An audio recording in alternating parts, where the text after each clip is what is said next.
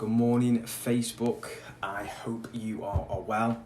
Welcome to day 2 of 48 Media going live and helping as many people as we can with the Facebook ads and their ads in general. So today's video is going to be specifically about Facebook ads and 5 reasons that your Facebook ads might not be performing as well. Before we get into it, I just want to make sure that everyone's safe and everyone's well. I know it's crazy times that we're in at the minute, but I'm sure we can all get through it together, and I think if we can all share a little bit of information with each other and help each other out, I'm sure that's the best way to get through it and to help each other to push through together. So again, hope you're safe and well, and the old phrase that keeps coming back is when someone hands you lemons, make lemonade. So I think that's what we should all be doing now, is pushing forward and trying to make the best out of a bad situation as much as possible. One of the things I was actually thinking about last night was how was the situation we're in, and actually how it can be a positive, because I mean, we've been in business sort of like 5 years now, and for the past 5 years it's been really sort of like a growth economy, and we've never had to face any of these challenges before. So it's actually it's a big learning curve to see how you manage in these sort of situations, and that's for me, that's something I'm taking away from this. Actually, a good thing is learning how to deal with bad situations and getting through them. So with that said, we're going to crack on with today's video on 5 reasons that your Facebook ad campaign might not be doing well, or 5 checks you can at least see if it's performing as well as it should be, or if you think it's got some issues, how you can check and test to see what those issues might be. So the first one is the most important one of all, is your Facebook pixel installed properly? Now, the Facebook pixel is the cornerstone of any and all Facebook ad campaigns, because what the pixel does is not only is it you're tracking to see what is and what isn't working, how many clicks you're getting, what cost are those clicks, how much are you paying per impression, how many leads or how many sales you're getting. It also collects data to help you create new audiences, like lookalike audiences, remarketing audiences, custom audiences, and it also learns as well. So it's also got a lot of AI built in to be able to learn who your best customers are, who your worst customers are, and which type of customers do what on your website or your landing pages. So that is key to get that. Make sure that's installed properly. Now, there is a tool out there that you can get called Facebook Pixel Helper, and it's simply just going to the Google Chrome store, typing in Facebook Pixel Helper, downloading that, and then going to your website or landing pages and making sure the right tracking is in place. Now, I mentioned yesterday that there's going to be different events triggered for different people and different industries and different websites. Now, if you're in the lead gen, or you're in a client, B2B space generally, if you're trying to generate leads for your business, there'll be 2 to 3 events you're going to need. So on the home page or the initial landing page, you're going to need page view, content view, or maybe even button clicks. So if someone's clicked a submit button or register button, that's one action, and then they've viewed that page. The next one is going to be people that have generated a lead. So it's got a thank you page that is lead generated or registration completed. If you're doing a webinar, for example. So they're going to be the main 2 things: who's been to the website, who has completed and become a lead. If you're in the e-com space, online retailers with websites, then you're going to have lots more. There's going to be view content or page view for your sort of homepage and category pages. They're going to be view contents for your product pages. There's then going to be add to carts. There's then going to be checkouts initiated, add to baskets. There's then going to be purchases and purchase value as well. So if you download that tool, go to each of those pages and make sure those have been set up correctly. At least then you'll know if that's working or if it's not working. If there's any issues, or if you don't know how to do that, you need any help with it, feel free to get in touch. We can help steer you in the right direction with that, at least, or at least just check it for you. If you need need a second pair of eyes just to have a look over it, get in touch and let us know. The other thing as well with the tracking is it might be set up correctly, but you've not got your reporting dashboard set up correctly within Facebook. So are you tracking the right things? Are you tracking how many clicks you're getting per day? Are you tracking how much that's costing you? Are you tracking how many sales you're making versus how many sales are coming through your website, or how many leads are coming through your CRM? for example. And if that's off, that's something to look into as well. That's an indicator that things might not be correct. If you're tracking things via Google Analytics, there will always be discrepancy between Facebook ads and Google Analytics because they track in different ways. So Facebook tracks what's called first interaction. So they say from their point of view is if somebody sees a Facebook ad and then for whatever reason goes and, let's say they see a Facebook ad for Sky at the minute, so Sky have a Facebook ad out there, someone sees it for a discount on the entertainment package, they go, I want to find out a bit more, I don't want to click on the ad for whatever reason, but they go to Google, they type in Sky deals, and they go to Sky website and they purchase through that. As far as Facebook's concerned, that's a Facebook conversion because their first interaction with the brand was via Facebook. They then went on to other channels to convert. Whereas what Google sees, it's called last interaction. So in this instance, when someone's seen the Facebook ad, gone into Google and typed in Sky deals, and then converted, Google Analytics would attribute that to organic, for example, because it was as an organic search that was the last point before the conversion. So that's how that works. So if you've got some discrepancies there, that's natural, that's normal because of the way that the attribution's done. You can look at your multi-channel funnel to see if that's a little closer. There will still be some discrepancies, but that's an indicator as well that it is that if things are there or thereabouts, maybe 20-30% out, you're about right. Have you done a test purchase or a test lead conversion as well? So try that out. Try doing a test purchase and see if that data is coming through, and try doing signing up for or generating your own lead and see if that's working as well. That's another test you can do. If you're seeing multiple conversions, that's another big indicator that things aren't right. So if you're seeing 10 sales or 10 leads in Facebook, but only 3 or 5 in your website backend or from your CRM, that's an indicator you might have the pixel installed twice, or what you're pulling through as a lead is actually a page view, for example. I've seen that happen quite a few times when the page view tag is on the thank you page, and whilst lots of people, or the page view, the lead tag is actually on a home page, so people think, oh, we've had 30 leads today, and you've not, you just had 30 people land on your home page. So there are things to check, make sure your pixel is installed correctly. Second thing is, before we get even into the ads, it's your landing pages. Are your landing pages working well? Are they converting well? One of the main things is, are they very slow in loading? So if they're loading over 3 seconds, you generally tend to find there's a lot of bounce back on that from Facebook, or Facebook will actually not show your ads due to the bad user experience over others. So they do go that in depth. So they want to give a good user experience in the same way that AdWords penalises bad landing pages as well, or bad loading pages. So if your landing page is loading over 3 seconds, that's an indicator you need to look at getting something like unbounce or something like that to drive users to, or work with your developer to reduce the loading time of your page. You can use Google Speed Check for this. If you just type in Google Site Speed Check, put the URL in that you want to check, that will tell you how fast it's loading and give you a score out of 100 and give you some pointers on how to improve that. From our point of view with pay-per-click and Facebook ads, one of our favourite tools to use is Unbounce.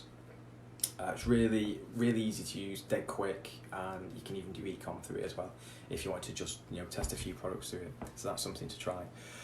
Do you have clear calls to action on these landing pages? So if you're doing lead gen again, before people have to scroll down the page, have you got a clear call to action? Like, for example, get a free audit, or contact us for a free consultation. If it's an e-com page, do they have the ability to see everything they need to make that purchase above the fold? So can they see the product? Does it have multiple images of the product or a video?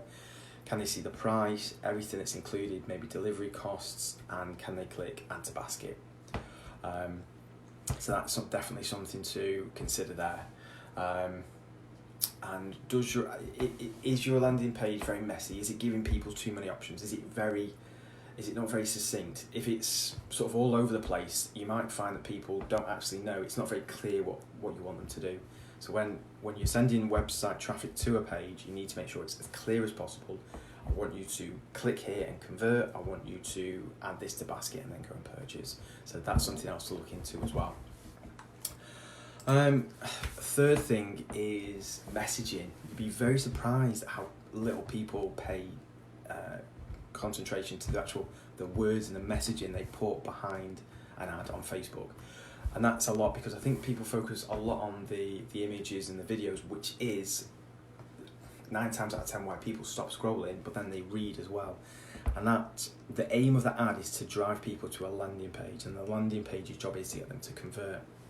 So your ad needs to be compelling. It needs to speak to the individual and describe their needs and wants.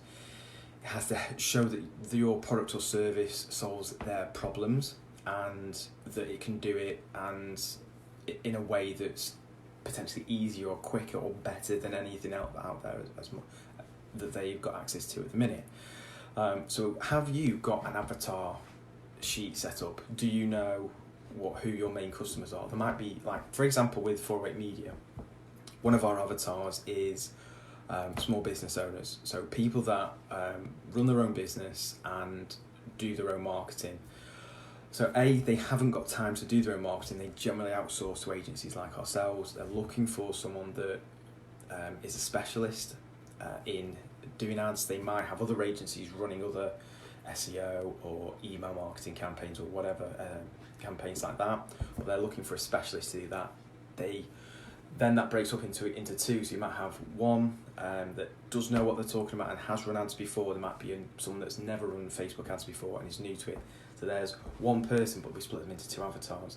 The next person will be a marketing manager, for example, ourselves. Again, this can break into 2 sections as well.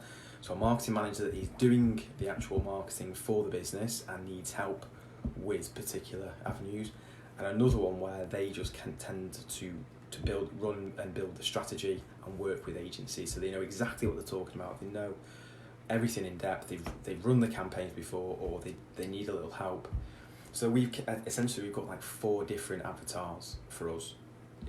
2 people in the same positions, but with slightly different skill sets and slightly different experiences. So we need to create content for each of those, or create ads that speak to each of those. And you need to do the same as well. And an example of that might be, let's say you're a lawyer and there's someone that's going through a divorce, let's say. There might be someone that's the same person going through a divorce. Someone might have gone through it before, someone might be brand new to it. So you can understand the content needs to be different and needs to speak to different people, male and female. Again, if you're selling a product, let's say it's hand cream at the minute, because I know everyone's hands are suffering. It might be hand cream. So for people that have not used to using hand cream versus people that are used to using hand cream, and that sort of conversation, knows what they're looking for, doesn't know what they're looking for. So that's something you need to do. Have you got an avatar? If not, look into the different types of people that buy from you and start building those avatars up. And then, do you have offers, or do you have content or services directly for those different avatars, or built for those avatars? If not, think about creating them. So for our example, it might be that we've created a report or a training for someone to install a pixel on Shopify, WordPress. So, and how to do an audit of your account, of your thing, a 5-minute audit. It's things like that will be helpful. So it might be let's go back to the hand cream for the e-com store. It might be how to apply it properly to make the most of it. So don't apply it when your hands are wet, don't apply it when your hands are cold. This is what you need to do first. Apply it in, and then this is how you use it. So you get the best use of that. So you get the best use of that product. So that's something you need to think about as well. And that might be a reason it's not performing the best, because people don't understand what it is and how it can help them. So get your messaging right. 4, your targeting might be off. You might be targeting the completely wrong people. Your targeting might be too broad. There's loads of different ways you can target people on Facebook. One is the interest targeting, so going in and choosing age, sex, location, interests. creating audiences there. So it's a fantastic way to do it. The other one is lookalike audiences, and that is based on pixel data from your websites. This is why it's really that important to make sure your pixels install properly. And that is a lookalike audience is someone that is where, let's say, we've generated 100 sales, and we've got that pixel data. Say, right, Facebook, we've generated 100 sales in the past month. What we want you to do now is go away and look at other profiles that match these profiles as similarly as possible. So Facebook will go away and go, right, based on the data you've given me, you've got this option, you've got these people match the people that you've sent, you've given to me, and you can choose which percentage. You can go 1% to 2% up to 10% match rate. Now, what you'll find is that you can go too broad. So it might be that if you go to 10% and have a huge audience, it might be it's a bit too broad. Whereas if you go to 1 to 3% to start with, you might get a better result. It might be that you're targeting people with your interest targeting, so age, gender, location, interests, and let's say you just left the targeting from 18 to 65. You've left it that broad. And you might go in, and if you looked at your reporting, you can actually select, right, which age groups purchase from me most. And you might find that actually, over the past 6 months, no one in the bracket of 18 to 25 has purchased from me, but I've spent, £1,000 trying to reach that audience, which might be a big chunk of your budget. So that's another way to look at, is my targeting off? Am I trying to target people that aren't purchasing from me, or am I trying to target people that it's expensive to get? It's just expensive to get to, and I'm not getting the return. So that's something he's looking to. Is my targeting right? Could I make my targeting, more refined? Do you have audience overlap as well? You might have a lot of audiences. You might have a lot of interest audiences that you're targeting. A lot of those interests might overlap. So you might be targeting the same people through 5 or 6 different audiences, and again, that's going to drive up your costs because effectively you're bidding against each other. Now, Facebook is intelligent enough to know that one account is trying to target this person that is in 4 or 5 different areas, so it might choose, you're going to get them here better, or you're going to get them here better, but still, you're not giving yourself the best chance of reaching that person because you are still bidding against yourself. So again, look at refining that. And when you go into your ad set, look at the reporting section and look at the inspect element. You'll be able to see how much audience overlap you've got. If you can see, your audiences are getting more expensive over time, that's a good indicator as well that you've got audience overlap, and you should need to refine that as well. And last but not least, it's inconsistent spending or inconsistent optimization. I think a lot of people that run their own ad campaigns don't tend to want to leave things long enough, and I get that, because you don't want to let spend run away with itself. You don't want to waste spend if you're not seeing the results. But ultimately, what you've got to understand when you're running ads is you need to pay to collect data. That is one of the most important things. So you need to, for the first 1 to 2 weeks of running a new campaign, you're going to need to let that budget run. Now, an example of this is, are you constantly turning campaigns on and off? So let's say you've got you've put a new campaign live and it's got a £50 a day budget. That might be, you might let that run for 2 days and go, I've had no conversions, stop. What you really need to you need to let a new campaign run for at least 7 days. So if you need to plan out how much budget you are willing to put into that just to get data back without really any returns. And what that'll do at least is show you the data. So it will show you how much clicks are, how much impressions are, collect data for the pixel, and see if people adding to cart, or people filling in forms but just not pressing the submit button. So it'll give you that data to be able to refine. Thereafter, you can be a bit more, you can do more frequent optimizations. You can then start making optimizations based on age, gender, location, the different audiences, the different ads you've got running. But when you make an optimization, you should make a change. For example, you should change a placement. So if the Instagram Explore placement isn't working, take that out, but let that run for 48 to 72 hours to let it take effect. Don't let it run for a couple of hours, then stop it, change something else, open it up, because that's going to confuse the algorithm, and you're making too many optimizations. You're testing too much in too short a time frame. You need to test one thing at once, and leave it 48 to 72 hours to see it take effect. So that might be another reason that you're not seeing the results you should be, or very inconsistent numbers. Are you upping and lowering budgets as well at too high a rate? So it might be that you've seen, an ad's been running, or a campaign's been running for 24 hours and it's doing well, and you've just doubled the budget because, it's flying, let's go. What you're going to do with that is actually the algorithm has got to recalibrate completely based on your new budget. And 100% increase in budget is a lot to recalibrate, versus a 20 to 30% increments over a 72-hour period. It's a lot easier for the algorithm to get its head round and to just go, right, okay, so these are the people that are doing well, let's give it to a bit more of those, let's give it to a bit more, versus double the budget, let's just chuck it out to everyone and see what happens. So that's another reason that your ads might be not doing as well as you should be. You're upping your budgets at too quicker and too high a rate as well. And last but not least, are you just testing too much, as we mentioned? Have you got lots of campaigns running? Have you got lots of tests running in different ads? Are you trying to test ad creative versus ad copy versus placements versus manual bidding versus lowest cost bidding? If you've got all this going on, you're not going to know exactly what's working and what isn't working. And that's imperative. Test one thing at once, leave it for 48 to 72 hours, and then look at the data and see what's working. So that's what the 5 reasons that your ads might not be working very well. I hope it's been useful. There's obviously a lot of information to take in on that. If you've got any questions about anything, feel free to leave a comment or get in touch with us at 408media.co.uk, or drop us an email at hello@408media.co.uk.